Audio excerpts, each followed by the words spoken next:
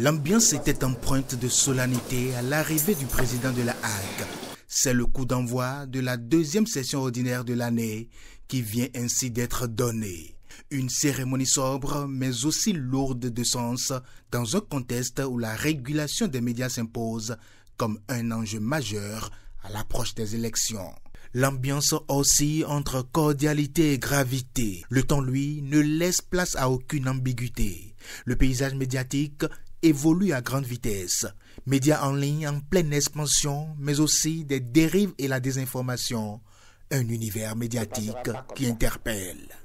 Que tous les médias se mettent en règle. Même ceux qui sont à l'étranger et qui croient pouvoir échapper à la hack et qui, au cours de ces périodes sensibles, continueront à écrire ce qu'on ne crie pas, à dire ce qu'on ne dit pas. La hack a l'obligation, puisque c'est son devoir, de prendre toutes les mesures. C'est-à-dire, nous allons requérir l'administration, la justice, l'ARCEP. Sur la question sensible de l'aide de l'État à la presse, le président de la Hague propose un virage stratégique. Place à la créativité et à la restructuration.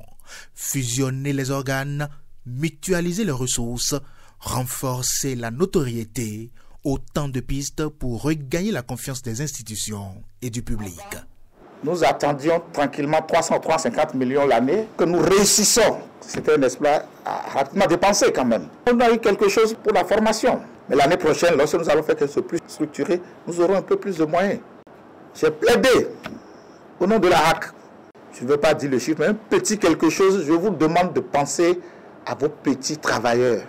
Et pour accompagner cette dynamique, une annonce forte, la rénovation de la maison des médias.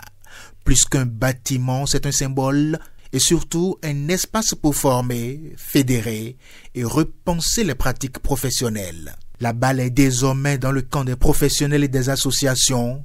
Tous sont appelés à innover et à réinventer. Car l'aide de l'État à la presse reste de mise, mais elle ne sera plus automatique. Le mérite sera désormais le premier critère de son attribution.